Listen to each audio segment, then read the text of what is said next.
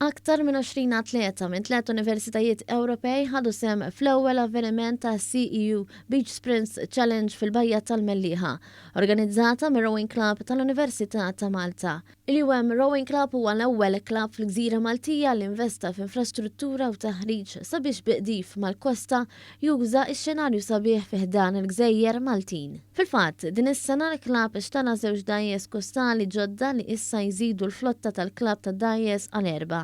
Dan sar possibbli permezz ta' fondi minn Sport Malta valur ta' 2,000 euro u l-Kunsill Studenti Universitarji. Din il-kollaborazzjoni bejn 3 universitajiet madwar l-Ewropa qed turi l-potenzjal tal-istudenti Maltin sabiex junu l-kapaċitajiet tagħhom internazzjonalment. Il-klabb qed jappoġġja 20 qaddief li jitħarġu kull ġimgħa u joffri klassijiet tal-qdif kemm fuq ġewwa kif ukoll fuq barra. Dan anke permezz ta' faċilità l-qdif ġewwa fuq il-kampus tal-Università ta' Malta fl-Imsida.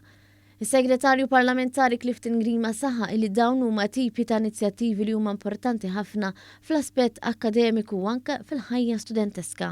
Naraw kollaborazzjoni bejn 3 universitajiet madwar l-Ewropa li jinsabu viċin il-baħar u allura hawnhekk tassew għandna potenzjal li l-istudenti tagħna l-istudenti Malti li tant nirrispettaw u nafu li għandu potenzjal jistgħu juru l-potenzjal tagħhom anke fuq livell internazzjonali.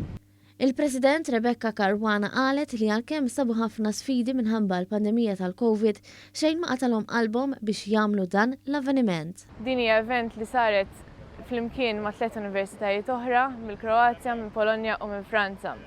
Kenna studenti ġej minn daw 3 universitajiet biex illum konna hekk fuq il-Bajja tal-Għadira nagħmlu nofsinhar ta' pjaċir flimkien.